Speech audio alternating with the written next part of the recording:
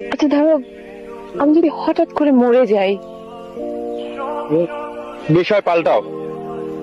এ বিষয়ে কথা বলতে একদম ভালো লাগছে না। না না, শোনো না। মরার কথা কেন?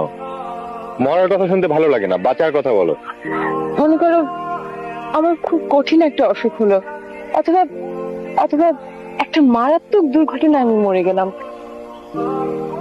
তুমি তাহলে আমাকে ভুলে যাবে? প্রিয় মানুষের সাথে যোগাযোগ বন্ধ হয়ে যাক বা দূরেই চলে যাক, প্রিয় মানুষ সবসময় প্রিয়ই থাকে। আপনাদের কি মনে হয়, প্রিয় মানুষকে কি কখনো ভোলা যায়? কখনোই ভোলা যায় না। জি, কিচ্ছু মনে থাকবে না আমার কাছে। সুন্দরী শিমু বিবিকে বেমালুম ভুলে যাবে। তার মানে কি বলছো তুমি? তার মানে তুমি নেই, আমিও নেই। তোমাকে ছাড়া আমি নিজেকে কল্পনাও করতে পারি না শিমু। ঠিক বলছো, ঠিক বলছো তুমি। জীবন বাঁচাতে, জীবন চালাতে মানুষ বেঁচে থাকতে হয়, কিন্তু প্রিয় মানুষটির জন্য ভিতরে ভিতরে রক্তক্ষরণ হয় মরে যাওয়ার মতো। কোথায় যাচ্ছিস রে গুজো? সেটার বাড়ি, জন্মাষ্টমী নেমন্তন্ন তো, তাই। তোমরা যাবা না দাদা? বলিনি তোদের?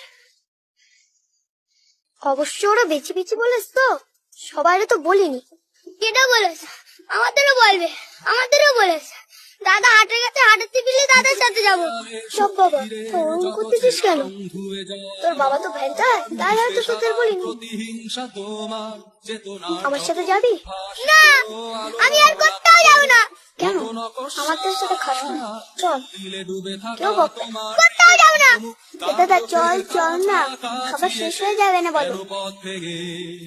আলনবমী এত সুন্দর একটা ছবি, যা দেখলে চোখের পানি আপনা আপনি চলে আসে।